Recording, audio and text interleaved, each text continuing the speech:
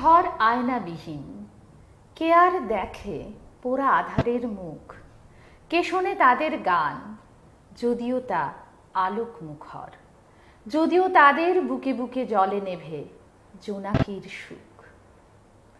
বিখ্যাত কবিতার লাইনটি নিয়ে আজ আমি হাজির হয়েছি আপনাদের কাছে, কারণ আজকের সন্ধে আমাদের জন্য ভীষণ একটা বিশেষ সন্ধে, বিশেষ গুরুত্বপূর্ণ। কারণ আমাদের মঞ্চে, হৃদনিকেতন মঞ্চে এই মুহূর্তে আমার সঙ্গে যিনি রয়েছেন তিনি সত্যিকারের একজন ভীষণ বিশেষ মানুষ। নমস্কার দর্শক বন্ধুরা, আপনাদের সকলকে স্বাগত জানাচ্ছি হৃদনিকেতনের আজকের এই বিশেষ পর্বে।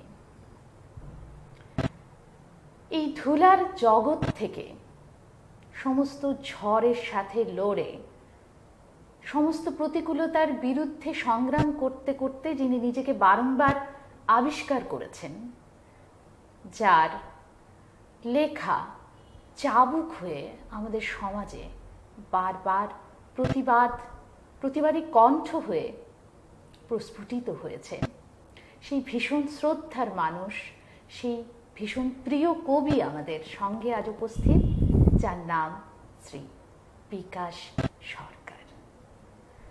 আমরা ভীষণভাবে আমন্ত্রণ জানাচ্ছি আমাদের আজকের কবিকে, যিনি শুধু কবি নন, একজন বলিষ্ঠ ঔপন্যাসিক, যার লেখনীর আঘাতে প্রতিবাদী কণ্ঠ আমাদের বারংবার আমাদের কাছে তুলে ধরেছে সেই সমস্ত দিকগুলো, সেটা রাজনৈতিক হোক, ঐতিহাসিক হোক কিংবা ভৌগোলিক হোক, সব নির্মম সত্যিগুলো। আজ তাকেই সাদর আমন্ত্রণ জানাচ্ছি আমাদের হৃদনিকেতনের মঞ্চে। নমস্কার বিকাশ দা। নমস্কার পারমিতা। ভীষণ আপ্লুত আজ আপনাকে এই মঞ্চে এইভাবে পেয়ে বিকাশ দা। আপনাকেও সবিশেষ ধন্যবাদ যে আমাকে আজকে ব্যতিক্রমের এই অনুষ্ঠানে নিয়ে এসছেন। ব্যতিক্রমের যারা কর্ণধার এবং ব্যতিক্রমের যারা এই অনুষ্ঠানের নিয়মিত দর্শক এবং শ্রোতা, তাদের সকলকে আমার অভিনন্দন এবং একই সঙ্গে ধন্যবাদ যে আজকে একটা সুযোগ হয়েছে কিছু কথা বলার, কিছু অভিজ্ঞতা শেয়ার করার। এই জন্য পারমিতা, আপনাকে আবার ধন্যবাদ। এবং আমরাও আজকে ভীষণভাবে আপ্লুত। আমি জানি আমরা ভীষণভাবে সমৃদ্ধ হতে চলেছি এই আলাপচারিতার মাধ্যমে, এবং আমার দর্শক বন্ধুরাও ভীষণভাবে ঋদ্ধ হতে চলেছেন। সঙ্গে থাকবেন দর্শক বন্ধুরা। আমরা আলাপচারিতায় যাব। আমাদের ভীষণ প্রিয় কবি বিকাশদা যেহেতু আজ সঙ্গে রয়েছেন, আজ অনেক অনেক আলোচনা হবে, আলাপ হবে, কবিতা হবে, কথা হবে। সঙ্গে থাকবেন। আর আসলে কি বলুন তো বিকাশদা, সেই কোভিডের দুরন্ত ঘেরাটপ থেকে, সুদূর কলকাতা থেকে পেরিয়ে আপনি আজ আসামের মাটিতে বহুদিন বাদে, কেমন লাগছে আপনার? না, অসমের মাটি আমার আসলে এটা আমার দ্বিতীয় জন্মভূমির মতোই। আমার জন্ম হয়েছে ডুয়ার্সে, পশ্চিমবঙ্গের একেবারে উত্তর প্রান্তে একটি ছোট্ট জনপদ, চা বাগান আর অরণ্যে পরিবেষ্টিত একেবারেই খুব ক্ষুদ্র জনপদ গয়েরকাটা। সেখানে আমার জন্ম হয়েছে। সেখান থেকেই আজ তবে কিন্তু গুয়াহাটি আমার দ্বিতীয় জন্মভূমি। একবার আমার হয়তো সেখানে মৃত্যু হয়েছিল, বা আমি মৃত্যুর কাছাকাছি চলে গিয়েছিলাম। আচ্ছা, সেখান থেকে যে নবজীবন, আজকে যে জীবনটা আমি যাপন করছি, সেটা গুয়াহাটিতে একটা দ্বিতীয় জন্ম বলা যেতে পারে। তো সেই অর্থে আমার দুটো জন্ম, একবার গয়েরকাটায় জন্ম হয়েছিল, আর একবার এখানে গুয়াহাটিতে জন্ম হয়েছে। এবং গত ৩৫ বছর আমি এখানেই আছি। অর্থাৎ আমার জীবনের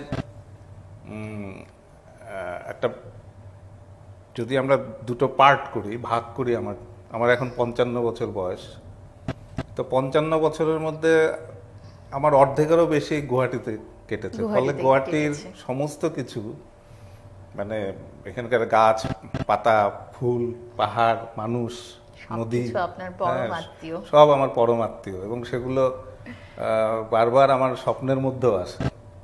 তো 1 বছর এই কোভিডের জন্য আমি এখানে আসতে পারিনি এবং যখন আমার ফ্লাইটটা ক্রমশ নামছিল গুয়াহাটি এয়ারপোর্টে, তখন মানে একটা অদ্ভুত আনন্দ হয়, বিশেষ করে মানে সেই যে সেই ভূমিতে পা রাখা এবং ওই উপর থেকে দেখা আর কি, মেঘের ফাঁক দিয়ে সেই মেঘালয়ের সমস্ত গাছপালা পেরিয়ে আমরা ক্রমশ অসমের দিকে ঢুকছি। এটা মানে একটা অসম্ভব সেই প্রিয় শহরে পা রাখা, হ্যাঁ, সেটা একটা অন্যরকম অভিজ্ঞতা। আজকে তবে বিকাশদা আমরা একদম শুরুর দিনগুলি থেকে যদি একটু শুরু করি, জানি না আজকে কতটুকু মানে আপনার সেই অগাধ প্রতিভা হয়তো টুকরো টুকরো কিছু আমরা তুলে ধরতে পারবো একটা সীমিত সময়ের মধ্যে, যেহেতু আমরা চেষ্টা করব যদি যতটুকু পারি আপনার থেকে একটু নিংড়ে নিতে।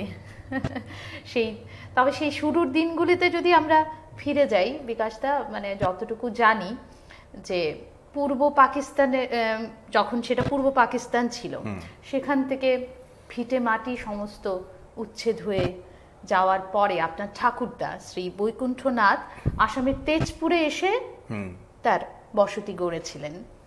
তো সেইখানে একটা খুব রূঢ় কথা, দর্শক বন্ধুরা সেটা আপনাদেরও বলে রাখছি যে আজকে আমরা এমন কিছু নির্মম সত্যি নিয়ে আলোচনা করব যেটা হয়তো অনেকের কাছে খুব বিষাদগ্রস্ত ব্যাপার, অনেকের কাছে খুব বিতর্কিত, কিন্তু সবচেয়ে বড় কথা হচ্ছে সেটা একটা নির্মম সত্যি, যেটাকে আমরা কিন্তু এক পাশে করে রাখতে পারি না, বিশেষত আমরা এখানকার বাঙালিরা।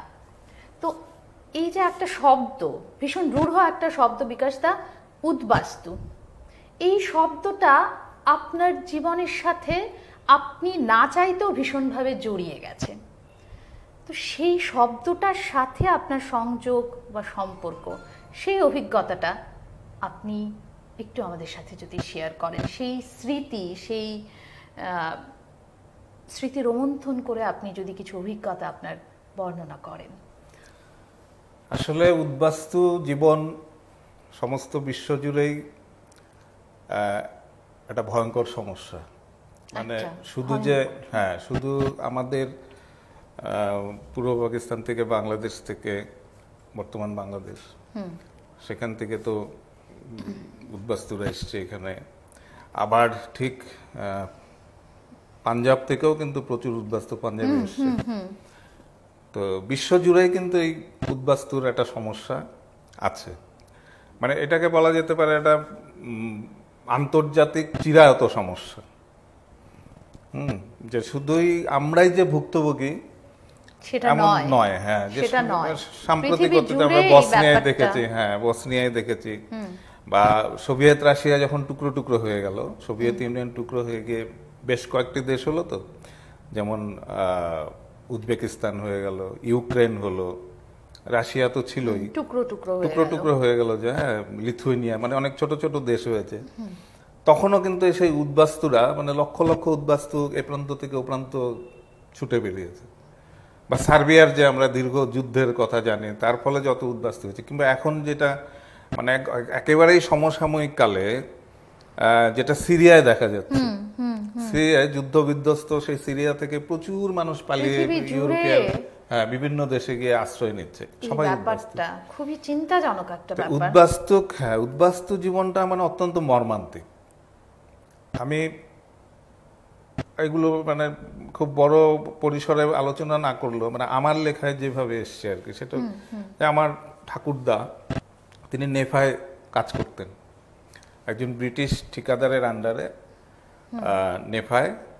নেফা তখন মানে নাগাল্যান্ড এগুলো ছিল না, সেই সময় বলা হতো নর্থ ইস্ট ফ্রন্টিয়ার এজেন্সি। আচ্ছা, এটা পুরোনো দিনের মানুষরা জানবে। এদিকে তখন অরুণাচল বা এগুলো এলাকাগুলোকে একসঙ্গে ব্রিটিশরা বলতো নর্থ ইস্ট ফ্রন্টিয়ার এজেন্সি বা নেফা। তো নেফায় আমার ঠাকুরদা কাজ করতেন, আমাদের বসত ছিল তেজপুরে। এরপরে দ্বিতীয় বিশ্বযুদ্ধ শুরু হয়ে গেল, তখন ঠাকুরদা বাংলাদেশে ফিরে গেলেন। আমাদের বাড়ি ছিল বাংলাদেশের ভাগ্যকুল বলে একটা মহকুমার মান্দ্রা বলে একটা গ্রাম। আমি কখনো যাইনি, মানে এগুলো আমার ঠাকুরদা ঠাকুমা বাবার কাছ থেকে শোনা। তো এই দ্বিতীয় বিশ্বযুদ্ধের সময়ের সেই যে তেজপুর থেকে ঠাকুরদা পালিয়ে বাংলাদেশে গেলেন, কিন্তু সেখানে গিয়ে দেখলেন যে তখন দেশভাগের কিছুই নেই, না কিছু নেই, কিছুই কোনো কিছুরই অস্তিত্ব নেই। তখন উনি ভেবেছিলেন যে তেজপুরে আবার ফিরে আসবেন, কিন্তু ফিরতে পারেননি, কারণ সেই সময় রাস্তাঘাট সমস্ত বন্ধ হয়ে গেছে, আর পুরো নর্থ ইস্টই তখন ব্রিটিশ মানে রেজিমেন্টের দখলে চলে গেছে, প্রবল যুদ্ধ হচ্ছে এখানে, জাপানিরা বোমাও ফেলছে। যেটাতে আমি ঠাকুরদার কাছে শুনেছি, হ্যাঁ জাপানিরা বোমা ফেলছে, তেজপুরেও বোমা পড়ছে, এরকম অবস্থা। তখন খুব বাধ্য হয়ে আমার ঠাকুরদা তার ছেলে মেয়েদের নিয়ে চলে গেলেন ডুয়ার্সে। উনি শুনতে পেয়েছিলেন যে ওখানে উদ্বাস্তুদের থাকার জন্য একটা ব্যবস্থা করা হচ্ছে, তো সেই যে একটা অন্তত অন্তত মানে একটা থাকার জায়গা তো আমাদের হবে। তারপরে উনি সেই গয়েরকাটায় চলে আসেন। গয়েরকাটায় সেই সময় ছিল দুর্ভেদ্য জঙ্গল, এখনো জঙ্গল, এখনো জঙ্গল, এখনো মানে আমাদের গয়েরকাটায় চিতাবাঘ ঘুরতে আসে, বাজারের মধ্যে বাঘ এসে পড়ে, হ্যাঁ হাতি তো রেগুলার আসে, মানে যখন এই ফসলে যখন হেমন্ত ছোটবেলাতে হ্যাঁ এখনো আসে, তখন তো বেশি করে পেয়েছি।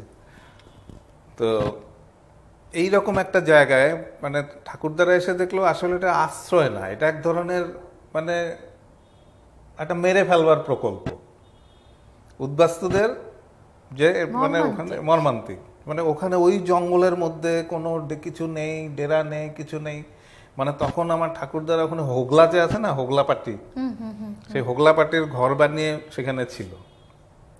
তারপরে ধীরে ধীরে মানে কয়েক হাজার মানুষ, মানে আমার ঠাকুরদা এরকম না, কিন্তু মানে গয়েরকাটার অধিকাংশ মানুষই উদ্বাস্তু, যেমন তাদের কোনো কাজ নেই, কর্ম নেই, খাওয়ার কোনো ঠিক নেই, জঙ্গল থেকে ফল টলে এনে খেত, হ্যাঁ যখন যেটা হতো, থাকার মানে ভয়ঙ্কর জায়গা। আমাদের ওখানে মানে মানে খুব বিষাক্ত সব সাপও আছে ডুয়ার্সের জঙ্গল এলাকায়, কোনো রকমেরই কোনো প্রোটেকশন এটা পাননি, কোনো প্রোটেকশন পায়নি। মানে একটা সময় গিয়ে সবাই উদ্বাস্তুরা বুঝতে পেরেছিল যে ওদের এই গয়েরকাটার মতো এই জঙ্গলের মধ্যে রাখার উদ্দেশ্যই হলো এদের মেরে ফেলা। কিন্তু মানুষের প্রাণ তো, মানুষ তো সবসময় লড়াই করে বাঁচে, তো সেই গয়েরকাটাকেও কিন্তু তারা শেষ পর্যন্ত লড়াই করে নিজেরাই সমস্ত জঙ্গল পরিষ্কার করে, টিলা, প্রচুর টিলা ছিল কিন্তু গয়েরকাটায়, সেই টিলা কেটে সেখানে মানে তাদের যেহেতু কর্ম করে শ্রমজীবী হয়ে তাদের শ্রমের বিনিময়ে তাদের আমার বাবাও তারপরে সেই খুব অল্প বয়সেই যখন দেখা গেল যে কোনোভাবে আর খাবার জুটছে না, খেতে তো হবে, তখন বাবা সেই বেরিয়ে পড়লো খুব অল্প বয়সে। মানে যেখানে যে যে কাজ পেত সেটাই করত, অপশন সেখানে ছিল না কোনো রকমের, তো মানে প্রতিদিন সেই লড়াই করেই বেঁচে থাকতে হবে, সেভাবেই এগিয়ে যেতে হবে। মানে কতটা মর্মান্তিক হতে পারে এই যারা ভীষণ, মানে এটা মানে সেই বলে যারা পরিচিত, তো সেই জেনারেশন থেকে, সেই যে জেনারেশন থেকে মানে ঠাকুরদার জেনারেশনে যে উদ্বাস্তুর সংকট শুরু হয়েছিল সেটা আমাদের জেনারেশন পর্যন্ত চলেছে। কারণ এটা তো মানে দীর্ঘদিন ধরে চলে সেটা। হ্যাঁ আজকে ধরুন সার্বিয়ায় যেটা হয়েছে, আজকে সিরিয়ায় যে ঘটনা, এটার রেশ চলবে 50-100 বছর ধরে, পরবর্তী প্রজন্ম সেই অভিশাপ বয়ে বেড়াচ্ছে, সেই ভুক্তভোগী হয়েছি। এবং আমি যে এই উদ্বাস্তু জীবনের যে দুর্ভোগ, সেটা তো আমিও ফেস করেছি, এবং সেটাই আমি সবসময় লেখায় বারংবার ফুটে উঠেছে। আমি আমার সমস্ত লেখাতেই কোনো না কোনো ভাবে এই সংকটটা উঠে আসে, সে আমার গল্প হোক, আমার কবিতা হোক, উপন্যাস হোক। সত্যিটাকে তো আমরা কিছুতেই এড়িয়ে যেতে পারি না, না এটা আমাদের জীবনে একটা মর্মান্তিক সত্যি, তাই সেটাকে ভুলে যাওয়া কিছুতেই সম্ভব নয়, বিশেষ করে বাঙালির পক্ষে তো সম্ভব নয়, কোনোভাবেই নয়। বাঙালির একটা বিশাল অংশ উদ্বাস্তু, এই উদ্বাস্তু মানে কপালে এই উদ্বাস্তু এই লেভেলটা এখনো পর্যন্ত কিন্তু চলতে হয়, এখনো পর্যন্ত জানি। আমি এখন যেমন কলকাতায় যাওয়ার পরে কলকাতার পার্শ্ববর্তী অনেক গ্রাম টাম, বনগা টনগা দিকে অনেক সময় ঘুরতে গেছে এবং দেখেছি মানে সেই উদ্বাস্তুদের জীবন যাপনের যে সংকট, যে দৈন্য, যে দুর্দশা, যে কষ্ট, যে সেটা এখনো যন্ত্রণা কাটেনি। এখনো কাটেনি। এখনো কাটেনি। এখনো চলছে। তাদের জন্য কে লড়বে? হ্যাঁ, সেটাই হচ্ছে এখনো কথা। সেটা চলছে। সত্যি তাই। আচ্ছা বিকাশ দা, এই যে মানে আপনার সেই শুরুর দিনগুলিতে যখন শুরু হয়েছিল, মানে বাবা তো আপনার জীবনের এক চরম আদর্শ। হ্যাঁ, বাবা আমার কাছে মানে আইডল। তো আপনার সাহিত্য জীবনে আপনার বাবার অবদানটা যদি একটু আমাদের সাথে শেয়ার করেন আসলে এবং আমার বাবার, দর্শক হ্যাঁ, বন্ধুদের বাবার সাথেও। যে আমার উপরে বাবার যে অবদান, সেটা মানে আমি এখনো পর্যন্ত মানে যতটুকু বলেছি বা যতটুকু লিখেছি, যতটুকু শেয়ার করেছি, সেটা মানে খুব যৎকিঞ্চিত। বাবা আমার কাছে একটা বিশাল ব্যাপার, এবং সেটা বোধহয় একটা পংক্তিতে মানে আমি বোঝানোর চেষ্টা করেছিলাম আমার অনন্তচ্যুতর কবিতায়। অনন্তচ্যুত, হ্যাঁ, সে দীর্ঘ কবিতাটা, যেটা খুব কারণ একটা লাইন আমার এই মুহূর্তে মনে পড়ছে, আমি কোথাও পড়েছিলাম বিকাশ দাস সেই লেখাটা, যে আমি যা কিছু লিখি এক্স্যাক্টলি তার আধখানায় লিখে দেন বাবা। হ্যাঁ, আমি যা কিছু লিখি সব মানে তার অর্ধেকটা বাবা লেখেন এবং বাকিটা আমি কমপ্লিট করি। মানে পিতা পুত্রের সেই সংগ্রামটা, পিতা পুত্রের সেই জীবন যাপন আপনার লেখায় কিন্তু বারবার ফুটে ওঠে। হ্যাঁ, আমার বাবা তো মানে সারা জীবন মানে দিনমজুরি করেছেন, তো কিন্তু তার পাশাপাশি তিনি খুব পড়াশোনা করতেন। হ্যাঁ, সেটাও সেই নিদর্শনও খুব পেয়েছি। পড়াশোনা করতেন, মানে কোনো একজন দিনমজুরের বাড়িতে এত বইপত্র, সেটা ভাবা যায় না। সেটা ভাবা যায় না। আমি সম্প্রতি সমরেশ মজুমদারের ভাই সুদীপ মজুমদার আমার বাবার স্মৃতিতে একটা ভিডিও একটা করেছেন, তো সেখানে তিনি বলেছেন যে এরকম মানে আমার বাবা বটকৃষ্ণ সরকার, উনি বটাদা বলতেন, যে বটাদার কাছ থেকে আমরা বই এনে পড়তাম।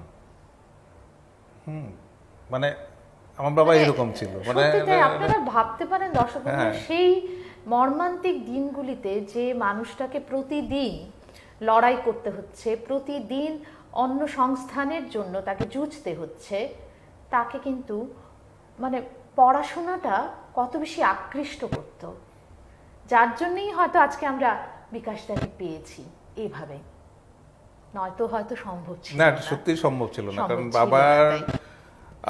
আর উৎসাহ যেটা ছিল বাবার, মানে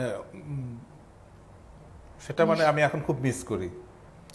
সেই মানে অবদান চূড়ান্ত। জেনারেলি যেটা কি হয়, যে মানে একটা খুব দরিদ্র পরিবারে বাবা মা স্বপ্ন দেখে আমার ছেলে ভালোভাবে পড়াশোনা করবে, ভালো রেজাল্ট করবে, একটা ভালো চাকরি করবে, যাতে আমাদের সংসারে প্রচুর আয় হয়, উন্নতি হয়, ঘরদোর ঠিকঠাক হয়। কিন্তু আমি যখন লেখালেখি শুরু করলাম, সেই সময় খুব স্বাভাবিকভাবে কিন্তু বাড়ির লোকরা এটাকে প্রশ্রয় দেয় না। হ্যাঁ, কিন্তু মানে খুব ডিসকারেজ করে। কিন্তু বাবা কিন্তু সেটা অত্যন্ত মানে, হ্যাঁ, বাবা ভীষণ আমাকে সমর্থন করেছে, এবং সমর্থন শুধু না, আমি যখন লিখতে শুরু করি তখন আমাকে সিরিয়াস লেখাপত্রও বাবা পড়াতে শুরু করলেন। হ্যাঁ, এবং বাবা আমাকে সাংঘাতিক, মানে বাবা আমাকে বলতো ওইটা পড়, সেটা পড়, না হলে কোনোদিন এই একটা বই নিয়ে বিকাশটাকে এলো। আমরা হ্যাঁ, এই মুহূর্তে এভাবে কোনোদিন রাত্রিবেলা একটা বই নিয়ে এলো, বাবু এটা পড়, তুই লিখিস, তোর এটা পড়লে তোর ভালো হবে। আপনার একটা অনুরোধ করব বিকাশদা, যে অনন্তচ্যুত কবিতাটা থেকে খানিকটা যদি শুনতে চাইবো, এবং আমি জানি দর্শক বন্ধুরাও অপেক্ষা করে আছেন আপনি কতক্ষণে আপনার কবিতা শোনাবেন তাদের। যদিও এটা খুব দীর্ঘ কবিতা, তো তার কিছু অংশ যদি আমরা শুনতে পারি আজ, আমরা ভীষণ ভীষণ সমৃদ্ধ হব। সঙ্গে থাকবেন বন্ধুরা। আজকে আমরা কিছু গভীর আলোচনা করছি বিকাশদার সাথে, এবং আপনাদের অনুরোধ করছি, যদি আপনাদের এই অনুষ্ঠান ভালো লেগে থাকে আপনারা অবশ্যই সেটা শেয়ার করুন, আপনার বন্ধুদের মধ্যে ছড়িয়ে দিন, আপনাদের বন্ধুদের মধ্যে সেটা নিয়ে আলোচনা করুন, এবং অবশ্যই আমাদের মন্তব্য করে জানান যে আজকের অনুষ্ঠান আপনাদের কেমন লাগছে। কারণ আজকে আমাদের সঙ্গে রয়েছেন আমাদের বিশেষ অতিথি, আমাদের ভীষণ শ্রদ্ধার মানুষ, একজন লড়াকু কবি শ্রী বিকাশ সরকার। আসলে অনন্তচ্যুতর কবিতাটা অত্যন্ত বড়, মানে 732 পংক্তি। তো সেখান থেকে আমি এমন একটি অংশ আপনাদের শোনাতে চাই, যার সঙ্গে এই শহরের মানে গুয়াহাটির একটা সম্পর্ক আছে। প্রথমত তো আমাদের পূর্বপুরুষরা তেজপুরে দীর্ঘদিন ছিলেন, আমার ঠাকুরদা। আর আমার বাবাও একসময় শ্রমিক হিসাবে গুয়াহাটিতে কাজ করে গেছেন কয়েক বছর, এবং তিনি সেই সময়ে আমরা তখন ছোট, কিন্তু বাবা আমাদের একটা পোস্ট কার্ড লিখতেন, খুব মাঝে মাঝেই পোস্ট কার্ডে উনি লিখতেন। এবং ব্রহ্মপুত্রের মানে যে বাবার ব্রহ্মপুত্রের প্রতি একটা ভীষণ একটা দুর্বলতা তৈরি হয়েছিল, সেটা মানে ওই পোস্ট কার্ডের লেখাগুলোর মধ্যে সেই সময় পেয়েছি। মানে হয় বলছে, আমি যেদিন রোববার ছুটির দিন, সেদিন বলে আমি ব্রহ্মপুত্রের ধারে গিয়ে বসেছিলাম, সেখানে একদিন গুয়াহাটি এলে তুই দেখতে পাবি কি সুন্দর নদ, এই সমস্ত। কিন্তু তখন তো জানতাম না যে সেই গুয়াহাটি হবে আমার এক সময় মানে পীঠস্থান। তো এই অনন্ত ছুতরে আমি এই জায়গাটাকে মানে স্মরণ করেছিলাম কবিতার মধ্যে। শুনে নেব। সারা রাত জেগে থাকি কালো গর্ত হয়ে একা একা, সারা রাত আমার উপর প্রত্ন সব জ্যোৎস্না ঝরে পড়ে, ঝরে পড়ে মায়া পাহাড়ের আড়াল থেকে জটিল বিষাদ। সারা রাত জিকিরের স্রোতে ভেসে যাই, ভেঙে যাই, ফাটি। সারা রাত র্যাবো ও জ্যাকের সাথে পান করি দিনলিপিগুলি, তারপর যাত্রা করি বিষণ্ণ আলোর মতো দীর্ঘ এক গানের দিকে, তারপর গানের মতো উজ্জ্বল আলোর দিকে যাত্রা করি। লেলিহান আধারের জীব দুহাতে সরাই, আধখানা পুরি। তখন আকাশ পথে নেমে আসে আরও এক আকাশের ছায়া, তিস্য না লুব্ধক নাকি মঘা, নামে কি বা আসে যায়। লেলিহ আধারী ভবিতব্য সব নক্ষত্রের, সব ব্রহ্মাণ্ডের। শুধু এক নিপুণ সঙ্গীত দীর্ঘ থেকে যাবে এই নেবুলায়। আমি সেই গানের পথ ধরে বীরেন্দ্র কৃষ্ণের সাথে হাঁটি। ব্রহ্মপুত্রে কুয়াশার ডিঙিগুলি মাল্লাহীন একা একা ভাসে, গানের গন্ধ মেখে উড়ে আসে উজ্জ্বল আলোর শেফালি। ধানের গন্ধ মেখে নদ থেকে উঠে আসে তর্পণের ভোর। আর বিষাদের ঘাটে বসে একটি বালক মাখে অন্ধকার চড়ু। জল ছুঁয়ে ভেসে আসে ভেজা শিশিরের সবুজ আজান। ক্রমশ মাটি থেকে, আকাশ থেকে জেগে ওঠে আরো আরো আলো। পাতা থেকে, ফুল থেকে আরো আরো অনেক আলো জেগে আসে। অনেক আলো, অনেক আলো থেকেও আলো উঠে আসে আরো। এমনকি আধার থেকেও দেখি উঠে আসে আলোর ফোয়ারা। সমস্ত নক্ষত্রের আলো যেন বিস্ফোরিত হয় এই লোহিতের ধারে। কামাখ্যা পাহাড় থেকে উড়ে আসে আলোর পাখিগুলি। কিছু নেই, কিছুই তো নেই, সব যেন পিণ্ডের আকার। নদী, হাওয়া, গান, শোক, পাতা, ফল, পাখি ও আকাশ সমগ্রের প্রেত তর্পণ। বাবার গানের আলোয় নতুন প্রাণের মতো জেগে ওঠে বাল্মীকির ঢিবি। স্বর্গ নয় পিতা, আমার সমগ্র খেলে আলোকিত শুধু এক পিতা পৃথিবী। অসাধারণ। কিছু কিছু সময় বিকাশদা খুব স্তব্ধ হয়ে যেতে ইচ্ছে করে। আপনার এই কবিতাটা শুনে এই মুহূর্তে আর কিছু বলতে ইচ্ছে হচ্ছে না। আসলে আমাদের সংস্কৃতে একটা ব্যাপার আছে না, সংস্কৃতে শ্লোক আছে, পিতা স্বর্গ। পিতা, কিন্তু আমি সেটাকে পাল্টে দিয়েছি যে পিতা স্বর্গ, আমি তো স্বর্গ তো আমি দেখতে পাই না। পিতাই পৃথিবী। হ্যাঁ, স্বর্গ আমি দেখতে পাই না, বা কোনোদিন আমি স্বর্গে যেতে পারবো কিনা, না নরকে যাব তারও কোনো জানা নেই। সুতরাং পিতাকে আমি স্বর্গ বলে ভাববো কেন? যে পিতাকে আমি পৃথিবীতে পেয়েছি সেই তো স্বর্গ। সুতরাং আমার কাছে পিতা স্বর্গ নয়, পিতা পৃথিবী। অসাধারণ, অসাধারণ। সেই চিন্তা, সেই ভাবনা চেতনায় আপনার বাবা, আপনার পিতা যে কি পরিমাণ ছেয়ে আছেন, না আমি খুব আচ্ছন্ন হয়ে যাই। যেমন এখন আলোচনা করছি না, আমি মানে খুব আচ্ছন্ন হয়ে যাই। আমার একটা ঘোর আসে, একটা বাবার কথা বললেই খুব স্বাভাবিক, আমার একটা ঘোর তৈরি হয়, খুব স্বাভাবিক। তাই কিছুটা সময় আমার মনে হয় সেই স্তব্ধতা জুড়ে থাক।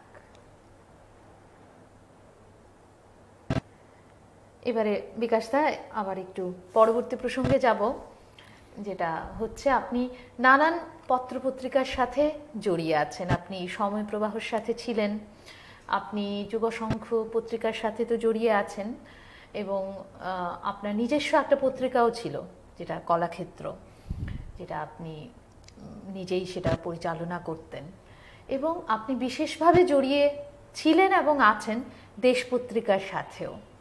তো সেই অভিজ্ঞতাটা আমরা একটু শুনতে চাইব, কারণ দেশ পত্রিকা আমাদের কাছে একটা মানে দেশে কারো কোনো কবিতা বেরিয়েছে সেটা মানে আমাদের কাছে একটা ভীষণ সম্মানের ব্যাপার। মানে বিশেষত আমি আঞ্চলিক বলছি না, উত্তর পূর্বাঞ্চলের অনেক কবিদেরই হয়তো বেরিয়েছে, কিন্তু আপনার অনেক কবিতা কিন্তু দেশে আমরা পেয়েছি, এবং সেটা কোন কবিতাটা দিয়ে শুরু হয় বা দেশের সঙ্গে আমার মানে লেখালেখির যে সম্পর্ক সেটা অনেক পুরনো। মানে আমি তখন খুবই কম বয়সী, আমি ক্লাস 11-এ পড়ি। সেই সময় আমার কনিষ্কের মাথা প্রকাশিত হয়, 1983 সাল সেটা। আচ্ছা।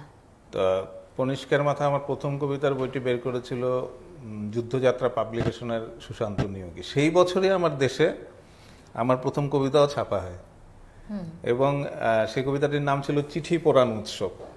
আচ্ছা। সেই 1983 সাল থেকে দেশের সঙ্গে আমার এই লেখালেখির যে সংযোগ, আমার গল্পও বেরিয়েছে ওখানে, আমার দুটো একটা গল্প নিয়ে তো সিনেমাও হয়েছে। আমি রাজনীতি চাই না, আমি রাজনীতি চাই না, সিনেমাটার নাম।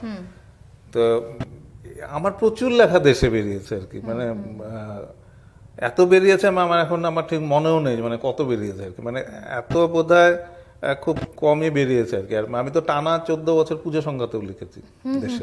সেটাই বলছি, মানে দেশ পত্রিকার সাথে আপনার একটা ভীষণ নিবিড় সম্পর্ক, এবং মানে দেশ পত্রিকার যিনি সম্পাদক ছিলেন আর কি, এখন তো সম্পাদক বদল হয়েছে, উনি রিটায়ার করেছেন, হর্ষ দত্ত।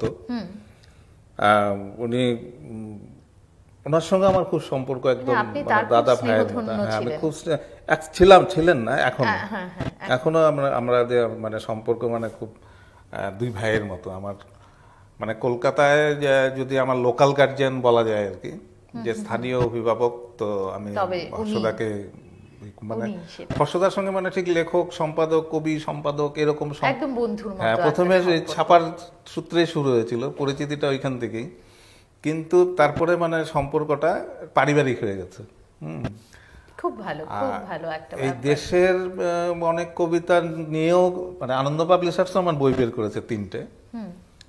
প্রথম বিষাদ বালক, তারপরে অনন্ত ছুতর যেটা একটু আগে পাঠ করলাম, এবং সর্বশেষ বেরিয়েছে আনন্দ দোতারা।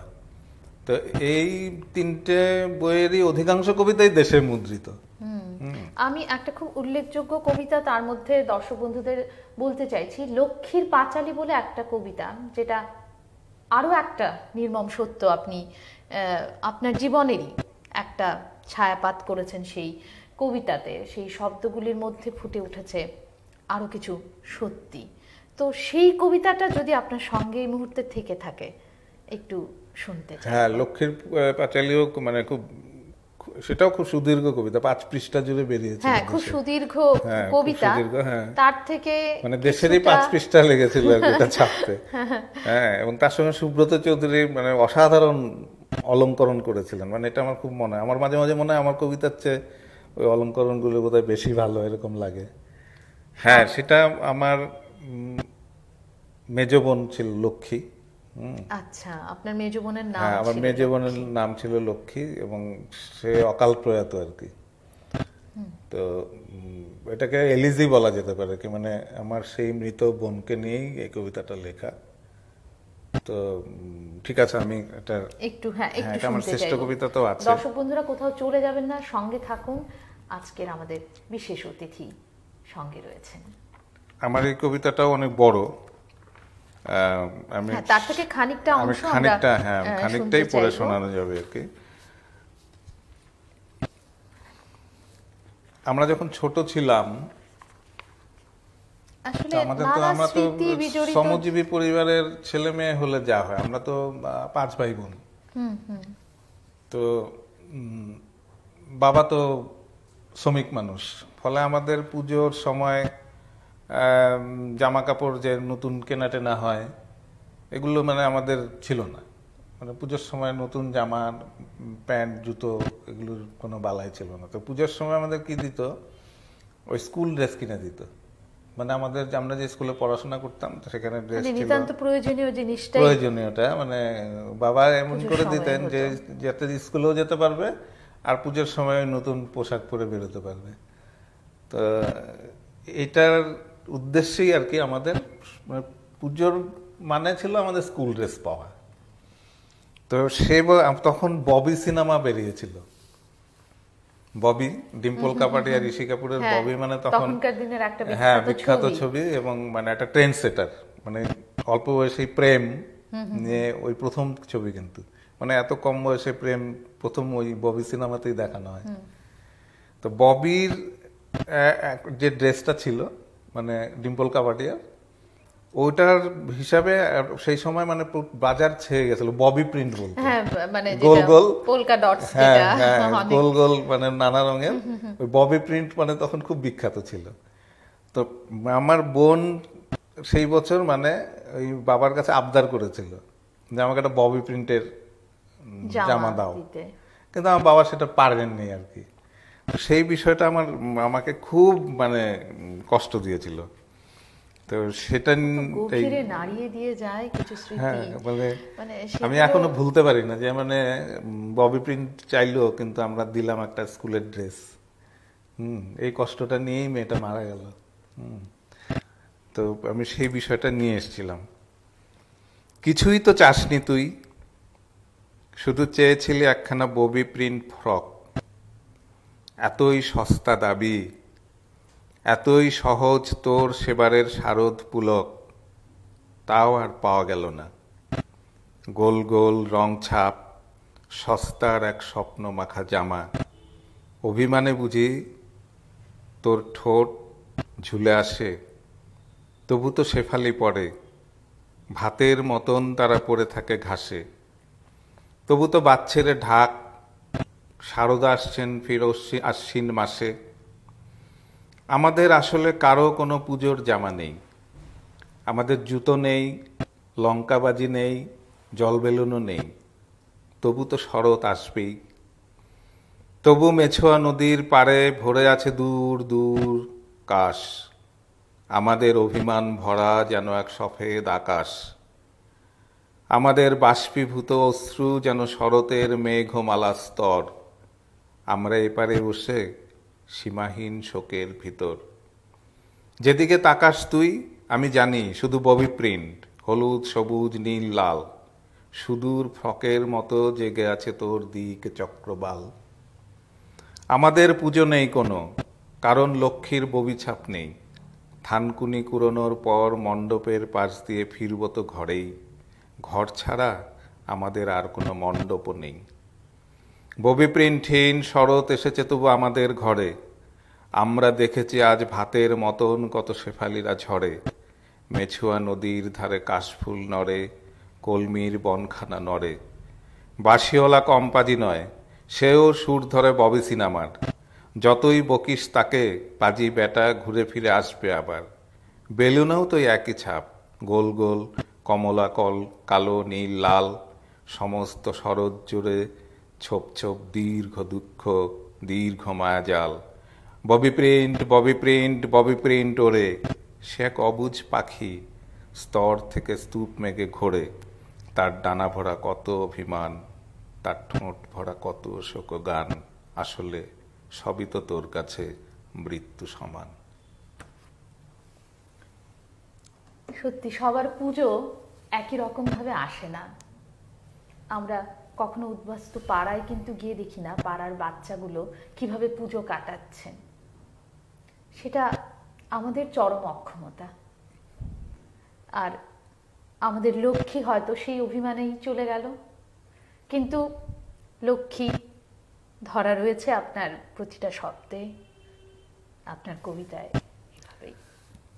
আসলে এগুলো তো মানে কবিতা কি, কবিতা তো আমাদের জীবন থেকে উঠে আসা, হৃদয় থেকে যা উঠে আসে, একটা সুর আর কি, একটা মাধ্যম হ্যাঁ একটা নিজেকে সুর, প্রকাশ করার। হ্যাঁ একটা সবসময় কানে বাজে না, মানে অনেক সময় খুব অপরিচিত কিছু সুর বাজতে থাকে কানের মধ্যে রিন রিন করে, মানে কবিতা একটা সুরের মতো।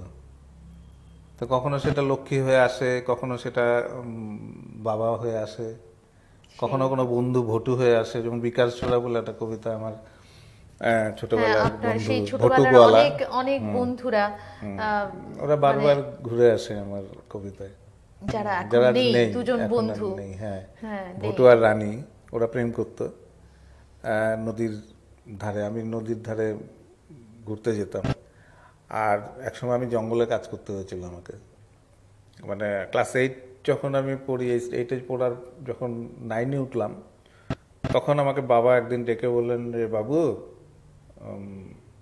আমার তো আর সাধ্য নেই তোকে পড়ানোর, এবার তোকে যদি পড়তে হয় তো তোকে নিজে খরচ চালাতে হবে। তাই বললাম ঠিক আছে, কোনো ব্যাপার না, দেখি আমি পড়বো। সময়ে অনেক দায়িত্ব নিয়ে নিতে হয়েছে অনেক ছোটবেলাতেই। সেই সময় হ্যাঁ, প্লাস তখন আমি যখন বিভিন্ন ধরনের কাজ করে করে আমি বই খাতার খরচ জোগাড় করা, স্কুলের টাকা জোগাড় করে এই সমস্ত করতাম। তো মাধ্যমিক পাশের পরে তো তখন একটা বড় হয়ে গেল, তখন তো খরচ বেড়ে গেল, কারণ আমাদের ওখানে মাধ্যমিকের পরে হাই সেকেন্ডারি কোনো স্কুল ছিল না, আমাকে বীরপাড়ায় যেতে হয়েছিল পড়তে। তো সেই সময় আমি, তুষার বন্দ্যোপাধ্যায় ছিলেন, উনিও কবি, উনি আমাকে খুব স্নেহ করে, ওর মেয়ে লুনা আমার সহপাঠী ছিল এবং খুব আমাদের গভীর বন্ধুত্ব ছিল। লুনা পরে আত্মহত্যা করেছে।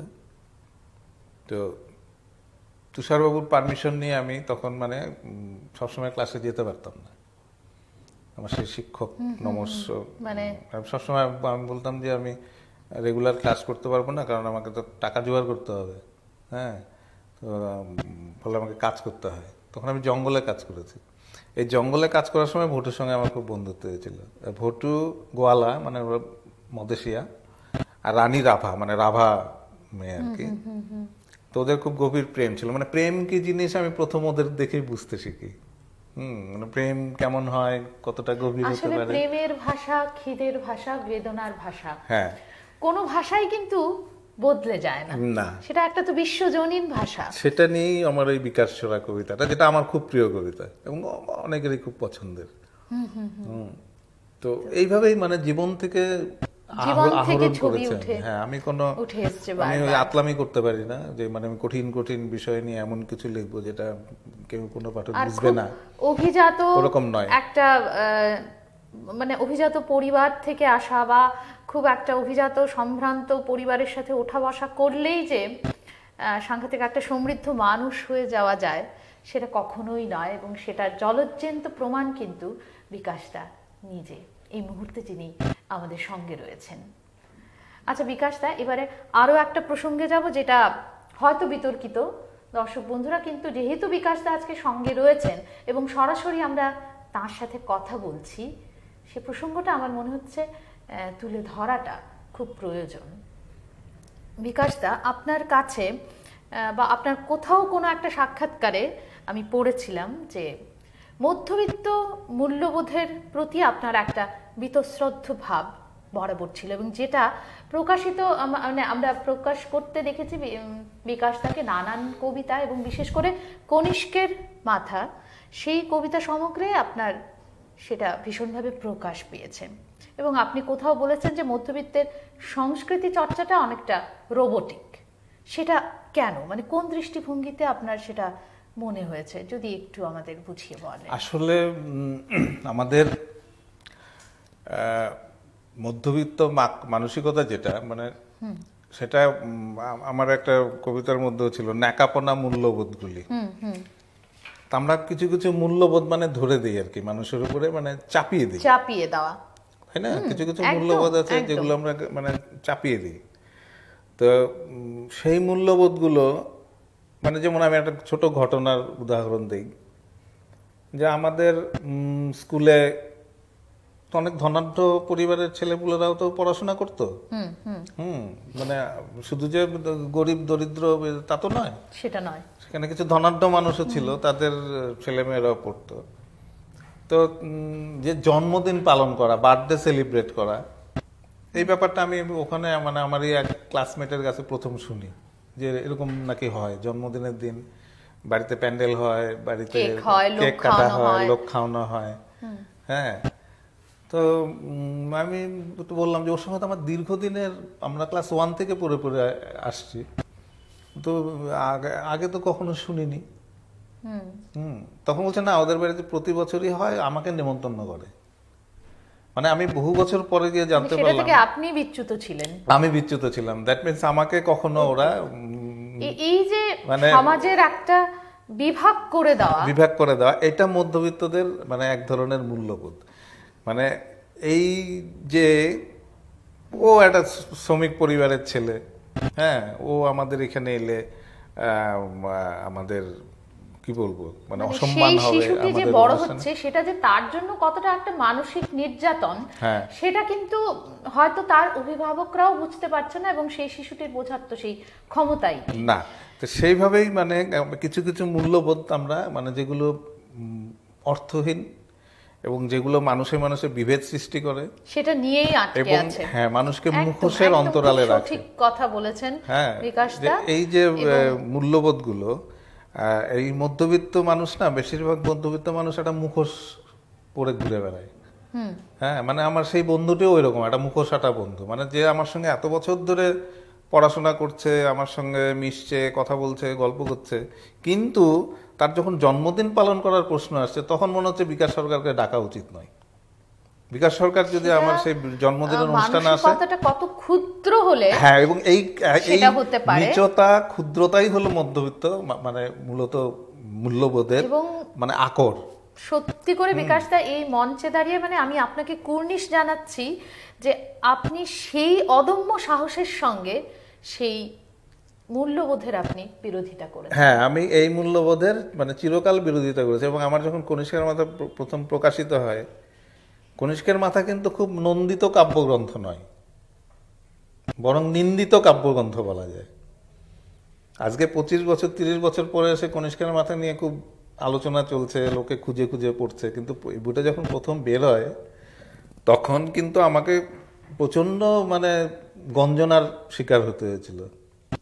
আমাকে লোকজন যা খুশি বলতো। কথাটা আপনি প্রায় 30 বছর আগেই, 30 বছর আরো বেশি আগে, মানে আমি তো তখন 11-12 ক্লাসে পড়ি। আচ্ছা, মানে আমার এমন অবস্থা হয়েছিল যে মানে আমি আরো আগে 1983-তে, সে সময় ক্লাস 11-এ পড়ি। এই তুষার বন্দ্যোপাধ্যায় কিন্তু তখন আমাকে ভয়ঙ্করভাবে সাপোর্ট করেছেন, এবং একদিন তিনি ক্লাসের মধ্যে বলেছিলেন যে আমি আজকে এত বছর ধরে কবিতা লিখে আমার কবিতা দেশে ছাপা হয়নি, বলে আমি প্রায় দেশে কবিতা পাঠাই। আসলে খাঁটি শোনা। হ্যাঁ, বলছে আর বিকাশ সরকার যে আমার স্টুডেন্ট, তার কবিতা দেশে ছাপা হয়েছে, এবং কনিষ্কের মাথা নামে সে অসাধারণ একটা কবিতার বই লিখেছে, ওকে আমি কি শেখাবো, ও যদি আমার ক্লাসে না আসে সেটাই আমার খুব ভালো লাগবে। মানে মজা করে বলছে, কিন্তু এই যে মজা করার মধ্যেও কিন্তু আমার প্রতি একটা শ্রদ্ধাবোধ তার মধ্যে, কথার মধ্যে ছিল। কারণ কনিষ্কের মাথাকে যখন সবাই মানে ভৎসনা করছে, সেই সময় তুষার বন্দ্যোপাধ্যায়ের মধ্যে একজন মানুষ, উনি মানে ক্লাসরুমে দাঁড়িয়ে বলছে সেটা একটা অসাধারণ বই। অসাধারণ সত্যি। জীবনের এই যে ঘটনাগুলো আপনাকে এমনভাবে দাঁড় করিয়ে দিয়েছে, প্রতিদিন এমন করে লড়তে শিখিয়েছে, যাতে করে আপনার মনে হচ্ছে সেই মধ্যবিত্তের সেই মুখোশটা টেনে ছিঁড়ে দেওয়াটা খুব বেশি দরকার, খুব দরকার। এবং মানে সেটাই আমি সবসময় করে এসেছি। কারণ এই মধ্যবিত্ত এই মূল্যবোধগুলো না আমাদের আরো বেশি মানে একটা মুখোশের উপর যেন আরেকটা মুখোশ পড়ে। এখন তো যে করোনার দিনে মাস্ক আমরা পরে ঘুরে বেড়াই, কাউকে জটিল একটা পরিস্থিতি, আরো জটিল। মানে তুমি একটা মুখোশে তুমি না থাকবে না, তোমার আরেকটা মুখোশ, মানে সেটা ধর্মের দিক থেকে হতে পারে, সেটা সামাজিকতার দিক থেকে হতে পারে, আর্থিক দিক, সেটা জাতপাতের ব্যাপার হতে পারে। মানে এই মূল্যবোধগুলো মানে মারাত্মক। একদম একদম। এগুলোকে যদি আমরা সরাতে না পারি, সেটা একটা চরম বিপর্যয়। হ্যাঁ, এবং আমরা তার মধ্যেই দিন কাটাচ্ছি, আমরা তার মধ্যেই আছি, তার মধ্যেই দিন কাটাচ্ছি। আর সত্যি করে সাহিত্য তো সেই আমাদের সমাজের দর্পণ। অবশ্যই। সাহিত্য সেই কথাগুলোই কিন্তু প্রতিনিয়ত বলছে, ফুটে বেরোচ্ছে বিকাশধারী মতো লেখকদের মাধ্যমে। আচ্ছা, দর্শক বন্ধুদের কাছে এবার একটা প্রশ্ন করব, আপনারা কখনো ভাতের সঙ্গে প্রেম করেছেন? একটা অদ্ভুত লাইন বিকাশ দা, মানে আমি থমকে গেছি, যেটা এই মুহূর্তে আমি পড়ছি লাইনটা, সেটা হলো, ভাত সে তো শীতের শিশির মাখা আলু থালু শেফালি ফুল। বিশ্বাস করবেন দর্শক বন্ধুরা, এই লাইনটা পড়ে থমকে গেছিলাম আমি, এবং চোখের কোণে কিছুটা অশ্রু জমা হয়েছিল, সেটা ঝরেও গেছিল। কিন্তু অদ্ভুতভাবে আমি বিকাশদার সেই লাইনটাকে আঁকড়ে ধরে বেশ কিছুক্ষণ ছিলাম, যে কি লিখলেন বিকাশদা। এবং বিকাশদার কবিতাতেই আমি প্রথম যেটা পেয়েছি, ভাত শিকার শব্দটা কতটা বড় চাবুক এই শব্দটার মধ্যে লুকিয়ে আছে। যারা প্রতিনিয়ত ভাত শিকার করতে যান না, তারা হয়তো সেই শব্দের গভীরতাটুকু এই মুহূর্তে নিতে পারবেন না, কিন্তু খানিকটা ভাববেন এই শব্দটা নিয়ে, যে প্রতিদিন বিকাশদার মতো মানুষকে যখন প্রতিদিন সূর্য ওঠার থেকে শুরু করে সেই লড়াইটা চালাতে হয়েছে, অন্যের সংস্থান করতে হয়েছে, ভাত খুঁজতে হয়েছে, তার কাছে ভাতের মর্যাদাটা কি, তার সাথে ভাতের সাথে প্রেমটা কি, সেটা আমাকে গভীরভাবে নাড়িয়ে দিয়েছিল। এই মুহূর্তে কি আছে কি কবিতাটা আপনার সাথে বিকাশ দা? ভাত শিকার শব্দটা আমার নিজের ক্ষেত্রে তো প্রযোজ্যই। প্রথম আমি ব্যবহার করেছিলাম আমার বাবার সম্পর্কে।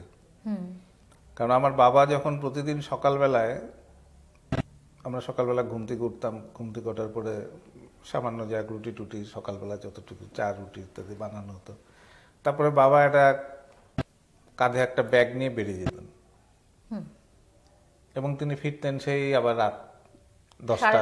হ্যাঁ, সারাটা দিন, হ্যাঁ, কোথায় থাকবেন কেউ জানে না, কি কাজ পাবেন কেউ জানে না সেদিন। তো এই যে মানে যে চলে যাওয়াটা না, এটা আমার খুব মনে হতো যে মানে বাবা শিকার করতে বেরোচ্ছেন, মানে একজন শিকারী। এবং কি শিকার করতে বেরোচ্ছেন না, আমাদের রাত্রিবেলা যখন নিয়ে আসে, মানে শিকারীরা কি করে, যেমন পশু শিকারীরা পশুর কাঁধে নিয়ে ঘরে ফেরে, পাখি শিকারীরা পাখি নিয়ে ঘরে ফেরে, তাই তো? কিন্তু ভাবা মানে বাবা উনি ফিরতেন চালের একটা ব্যাগ নিয়ে। সেই ব্যাগে, যে ব্যাগ নিয়ে বেরিয়েছিলেন, ফাঁকা ব্যাগ নিয়ে, সেই চালে ভরে সেই ব্যাগটা নিয়ে ফিরতেন। এবং সেখান থেকে আমার ভাত শিকারটা এসছে, এবং প্রথম আমি বাবার ক্ষেত্রেই ভাত শিকারটা ব্যবহার করি। শব্দটা এমন ভাবে আমাকে স্তব্ধ করেছিল, মানে কিছুক্ষণ আমি কিছু আর ভাবতে পারিনি। এবং আমার ক্ষেত্রেও পরবর্তীকালে তাই হয়েছে। যখন বাবা আমাকে যে বললাম না যে ক্লাস 8-এর পর বলে দিল যে তোমাকে নিজের থেকে করতে হবে, তখন আমিও সব বিচিত্র সব কাজ করেছি। মানে আমাকেও হাজিরা দিনমজুরি করতে হয়েছে, জঙ্গলে কাজ করতে, জঙ্গলেও আমি দিনমজুরি করতাম। তা সেটাও ভাত শিকারি, আমাকেও এরকম সকালবেলা বেরিয়ে যেতে হতো। হ্যাঁ, এবং মানে কোনো দিন জলও পেতাম না। এখন যেমন প্লাস্টিকের বোতলে জল খাওয়াটা মানে একটা খুব, কি বলবো, মানে শৌখিন ব্যাপার হয়ে দাঁড়িয়েছে। এটা কোনো মানে, কিন্তু তখন মানে জল, ঘরের থেকে জল নিয়ে যাওয়ার জন্য একটা প্লাস্টিকের বোতলে আমি পাইনি খুঁজে। মানে ওটা তো তখন না অ্যাভেলেবল ছিল না, মানে বলে বোতল নিয়ে যেতে হতো। আর বোতল তো খুব ভারী, এবং জঙ্গলে ঘুরতে গেলে ভেঙে যেতে পারে কাচের বোতল, তো জলের খুব অসুবিধা হতো ওখানে। তো আমাকে একটা মেয়ে, সেও রাভা পরিবারের, প্রতিদিন লড়াই, প্রতিদিন সে আমাকে মানে ওই জল খাওয়াতো। ও জল নিয়ে আসতো, সে আমাকে জল খাওয়াতো। আর কখনো কখনো মানে আমি খালি পেটেও যেতে হতো। হয়তো সকালবেলা আমি তাড়াতাড়ি বেরিয়ে যেতে হবে, মা হয়তো কিছু ব্যবস্থা করতে পারেনি, রুটি, আর খালি পেটে বেরিয়ে প্রচণ্ড খিদে পেতো, তখন ওই মেয়েটি আমাকে আবার খাওয়াতো। আর ওরা কি খেত, ওই গুগলির ঝোল। গুগলিটা কি, ওটা হচ্ছে জল শামুক। ওই নদীতে ছোট ছোট শামুক পাওয়া যায় না, ওগুলো গুগলি বলে। সে গুগলির ঝোল করে নিয়ে আসতো। আর মারুয়ার রুটি। মারুয়াটা কি জিনিস, মানে আমাদের ডুয়ার্সে এক ধরনের ঘাস পাওয়া যায়, সেই ঘাসের মানে দানা হয় লাল লাল, সেই দানাগুলোকে ওই রাভা মধেসিয়ারা ওটাকে পিষে যাতায় সেটা দিয়ে, হ্যাঁ, পিষে ওটা দিয়ে রুটি বানায়, ওটাকে মারোয়ার রুটি বলে, খুব মোটা ধরনের হয়। মানে প্রতিটা ক্ষেত্রে কতটা শ্রম লুকিয়ে হ্যাঁ, আছে। এবং সেই মেয়েটি আমাকে খাওয়াতো, কিন্তু মেয়েটির নাম আমার কখনো জিজ্ঞেস করা হয়নি, ভুলে গেছিলাম। আমি বহু পরে পুরনো নদীগুলি পাঠ করে বলে একটা কবিতা ওকে নিয়ে লিখেছি, এবং সেখানে ওর নাম আমি নিজে রেখেছি সুজাতা। সুজাতা রাখার কারণ হলো বুদ্ধদেব খুব অনাহার ক্লিষ্ট হয়ে মৃত্যু মুখে পড়ে গেছিল, মানে কোনো খাবার পাচ্ছিল না, সেই সময় তো সুজাতা এসে ওকে পায়েস দিয়েছিল। হ্যাঁ, সেই পায়েস খেয়ে মানে সেই অমৃত সমান, হ্যাঁ, পায়েস জল। তো ঠিক আমারও সেটা মনে হয়েছে যে ওই মেয়েটি মেয়েটি আপনাকে নাম তো জিজ্ঞেস করা হয়নি, কিন্তু আসলে আমার জীবনের সুজাতা। জীবনের কত কত মুহূর্ত না এইভাবেই থেকে যায়। হ্যাঁ, তো ওকে নিয়ে আমি লিখেছিলাম। আর এই যে ভাত শিকার শব্দটা, এই যে আমার শ্রেষ্ঠ কবিতার প্রথম কবিতাটাই বাবা, সেখানে এই যে উদম ঊর্ধ্বাঙ্গ, বাবা করেন কঠোর কাজ, প্রত্যহ ভোরে তিনি যান ভাত শিকারে, রুখোশুকো চুল আর খোঁচা ঘোচা দাড়ি গোফে বাবাকে মনে হয় প্রত্নগ্রী। এই ভাত শিকার শব্দটা আমি 1980 সাল নাগাদ এই প্রথম বাবা কবিতায় ব্যবহার করি। মানে আসলে ভাত চেতনার উৎসটাই হ্যাঁ, হচ্ছে ভাত, আপনার ভাত। গোটা গোটা জীবনের একটা উৎস। হ্যাঁ, একদম ভাত। ভাত আমার কাছে মানে আমার লেখালেখির যদি কেউ বলে যে কনসেপ্টটা কি, আমি বলবো ভাত। আসলে দর্শক বন্ধুদেরও একটা কথা বলি, আমরা যারা বলি না শিল্পের জন্য শিল্প বেঁচে থাকে, সেটা মানে একদমই সঠিক নয়। কারণ শিল্প বেঁচে থাকে জীবনের জন্য। জীবন যদি থাকে তবেই কিন্তু শিল্প, এবং জীবন বেঁচে থাকবে খাদ্যের উপরে। সেই খাদ্যটা যে কতটা প্রয়োজনীয় জিনিস, সেই ভাতটা আমাদের কতটা নির্মম প্রয়োজন, সেই প্রেমটা হয়তো পিকাসোর মতো লেখকরাই তুলে ধরতে পারেন। ভাতের প্রতি সেই প্রেম, অন্যের প্রতি প্রেম। মানে আসলে আজকে খুব খুব বেশি ইমোশনাল আলোচনা হয়তো আমরা করছি, অনেকটা গভীর, কিছুটা বিতর্কিত, অনেক আলোচনা করছি। তার সাথে সাথে দর্শক বন্ধুরা, আমি তো ভীষণভাবে সমৃদ্ধ হচ্ছি, এবং আমি ভীষণ করে উপলব্ধি করছি যে আমার সাথে বসে ওপাশে আপনারাও কিন্তু সেই একইভাবে ঋদ্ধ হচ্ছেন। কারণ জীবন মানেই তো এক একটা অভিজ্ঞতা, আর সেই অভিজ্ঞতা যখন আমরা বিকাশদার মতো মানুষদের থেকে শুনতে পাই, তার লেখনীতে যখন ফুটে ওঠে,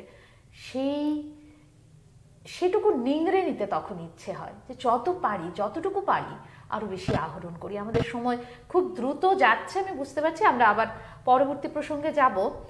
তার আগে একটা খুব রোমান্টিক কবিতা বিকাশদার, যেটা আমার খুব পছন্দ, সেটা আপনাদের কাছে খানিকটা পড়ছি। আপনি তো ভীষণ মানে আমার প্রিয় কবি একজন, তার মধ্যে থেকে যে আপনার একটা কবিতা আমার ভীষণ প্রিয়, সেটা হচ্ছে 13 জানুয়ারি। আপনার অনুমতি নিয়ে পড়ছি। দেশেই বেরিয়েছিল, দেশেই বেরিয়েছিল। কুর্চি পাতার ফাঁকে ডানা ঝেড়ে নিচ্ছে কোমল গানের যত ছানা। অপেক্ষা করি আর দেখি মাথার উপর যত মেঘের বাহানা।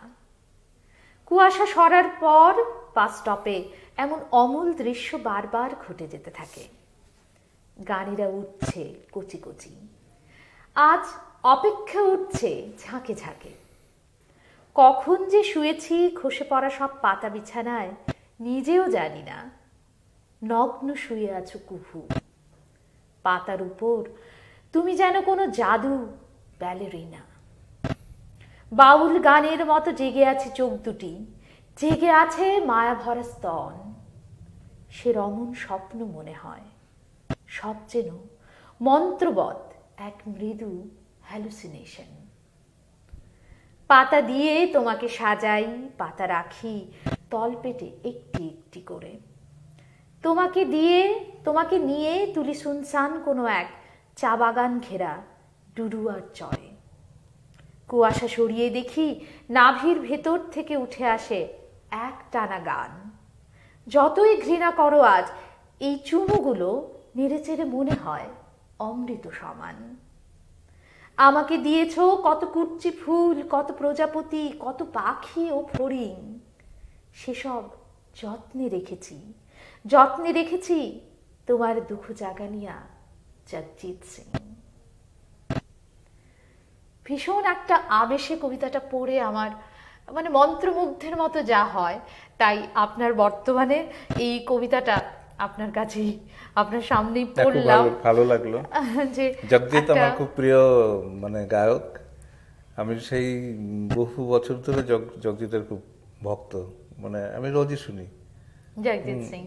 আর সেই কথাটা শুনতে শুনতে আমার দুকলি রবীন্দ্রনাথের গান মনে পড়ে গেল, যেটা এই মুহূর্তে একটু বলে নিচ্ছি, দুঃখ জাগানিয়া গান, সেইটা শুনে। ও গো দুঃখ জাগানিয়া, তোমায় গান শোনাবো, ও গো দুঃখ জাগানিয়া, তোমায় গান শোনাবো। সত্যি করে আমাদের অনেক অনেক কবিতার হয়তো কবিতা শোনা হয়তো বাকি থেকে গেল, গান নিয়ে আমরা অন্য কোনো দিন বসবো, আর অনেক আলোচনা বাকি থেকে গেল। সময়ের বাধা ধরা নিয়মে আমরা যেহেতু বন্দি, তাই সবটুকু আজ তুলে ধরতে পারলাম না, কিন্তু আমরা জানি আবারও পাবো, আবারও দেখা হবে বিকাশদার সাথে, তখন আবার এমনভাবেই আমরা আলাপচারিতায় যাব। এবারে শেষ প্রসঙ্গে যাওয়ার আগে একটা ছোট্ট খেলায় যাব বিকাশদা, একটা র্যাপিড ফায়ার টাইপ। আপনি তৈরি? হ্যাঁ বলুন। ওকে,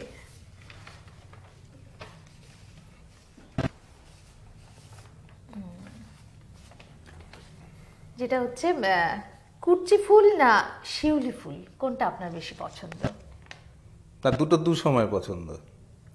কুরচির সময়, শিউলির সময়, দুটো এক সময় ফোটে না। হ্যাঁ, দুটোই পছন্দের, দুটোই ভীষণ পছন্দের। আচ্ছা, উপন্যাস না আত্মজৈবনিক কবিতা, কোন সৃষ্টি আপনাকে বেশি করে আনন্দ দেয়, বেশি করে তৃপ্তি দেয়? আত্মজৈবনিক কবিতা। সেটা আজকে সময় থাকলে খানিকটা একটু শুনে নেওয়ার চেষ্টা করব, যদি আপনার সঙ্গে থাকে। ডুয়ার্সের জঙ্গল না মহাবাহু ব্রহ্মপুত্র, কোনটা বেশি টানে? ডুয়ার্সের জঙ্গল। খুব স্বাভাবিক সেটা।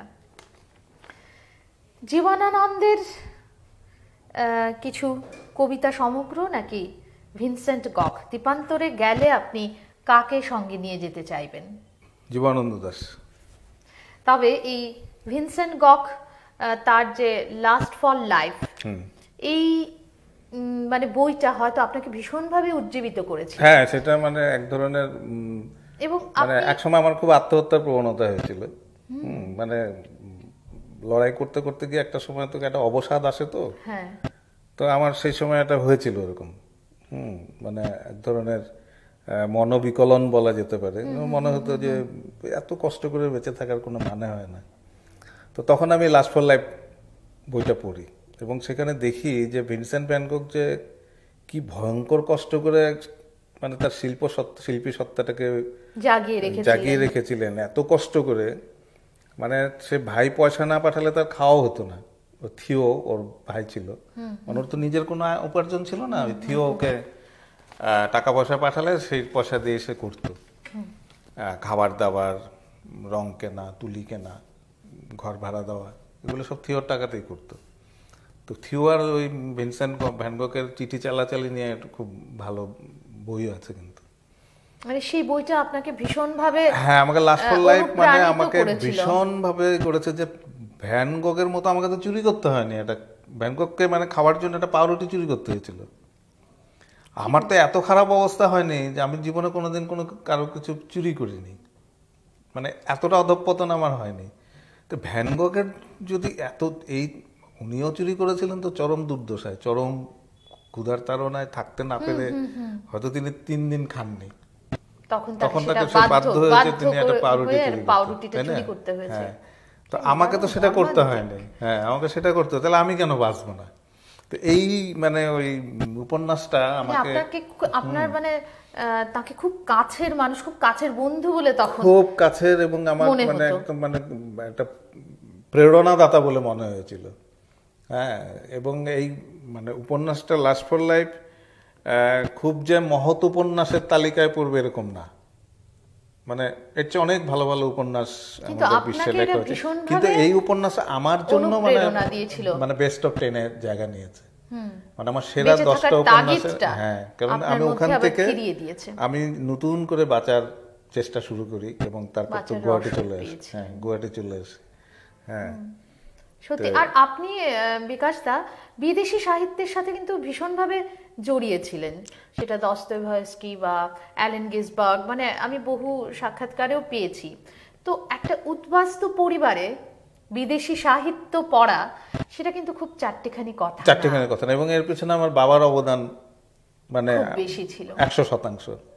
কারণ আমার বাবার একটা বইয়ের মানে বাবার যে কেনা বইয়ের ভান্ডার ছিল, সেটা মানে প্রায় 1000 খানেক বই, মানে কম কথা নয়। কিন্তু এখনো বাবার প্রচুর বই এদিক সেদিক আছে। বাবার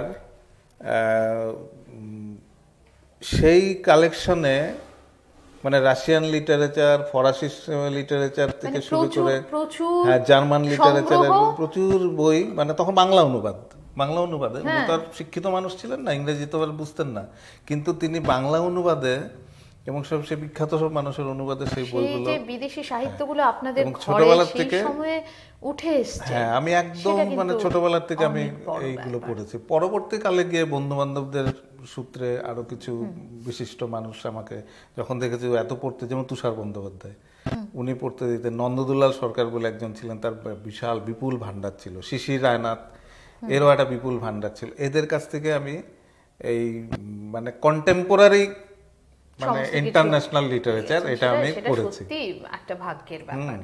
এবারে বিকাশ দাস শেষ প্রশ্নটিতে যাব, যেটা হচ্ছে উদ্বাস্তু শব্দটা আপনার জীবনে অভিশাপ না আশীর্বাদ, আপনি কিভাবে দেখবেন? খুব কঠিন একটা প্রশ্ন। এটা আসলে উদ্বাস্তু শব্দটা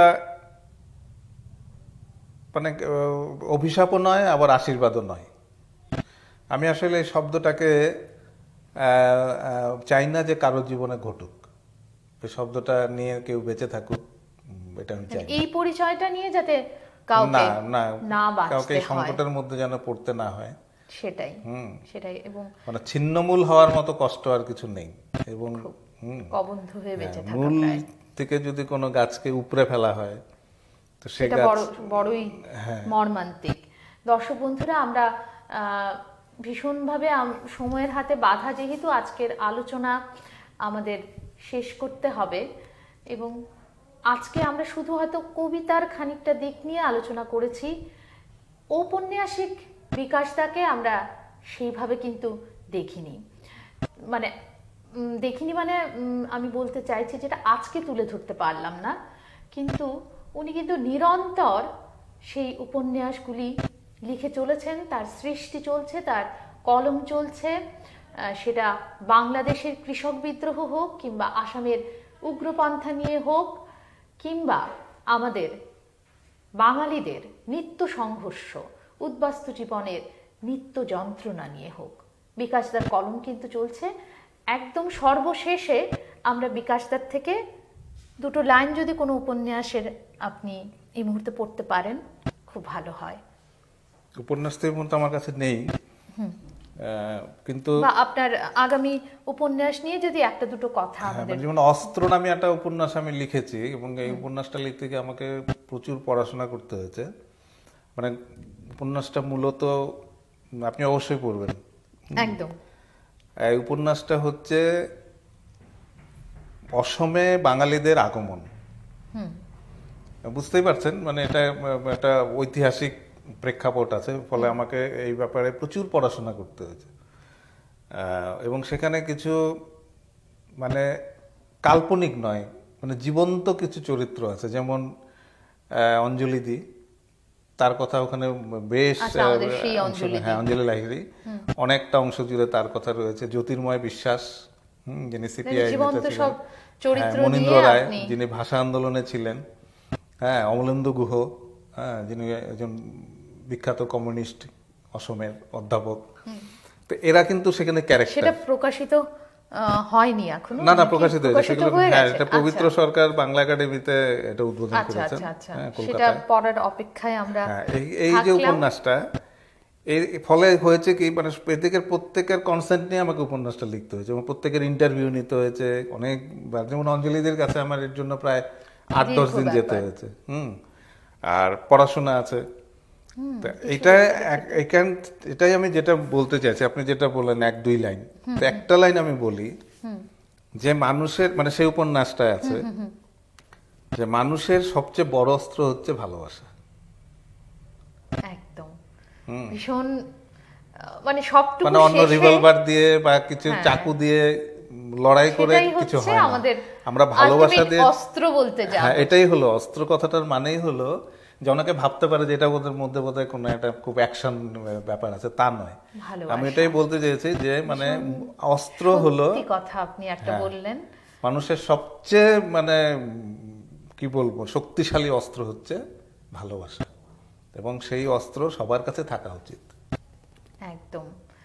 তো দর্শক বন্ধুরা, আমরা সত্যি করে আজ ভীষণ ভীষণ সমৃদ্ধ হলাম এবং বিকাশ দা, আপনাকে আবারও অনেক অনেক ধন্যবাদ যে এত এত মূল্যবান সময় বের করে আপনি আমাদের এই হৃদনিকেতনকে দিয়েছেন, এবং আমরা সত্যিকারের আজ কিন্তু ভীষণভাবে আপ্লুত। না, আমিও খুব নানান আলাপচারিতা, আমিও খুব ধন্য যে আপনারা এখানে আমাকে সুযোগ দিয়েছেন দুটো কথা বলার, যদিও খুব কম কথা বলা হলো। হ্যাঁ, আরো অনেক অনেক রয়ে গেল, অনেক বিষয় আছে। দর্শক বন্ধুরা, আমরা অবশ্যই পরবর্তী পর্ব, কোনো এই পর্বে না হোক, আবার আগামীতে আমরা বিকাশদাকে অবশ্যই পাবো। তখন আমরা আবারও আলাপচারিতা চালাবো তার উপন্যাস নিয়ে, তার লেখনী নিয়ে, এবং আপনার লেখনী আরো আরো বলিষ্ঠ হোক সেই কামনা করে আজকের মতো আপনার থেকে বিদায় নিচ্ছি, এবং বিদায় নিচ্ছি আপনাদের থেকেও। দর্শক বন্ধুরা সকলে খুব ভালো থাকুন এবং ভালোবাসাটিকে অস্ত্র করে রাখুন। ধন্যবাদ, নমস্কার।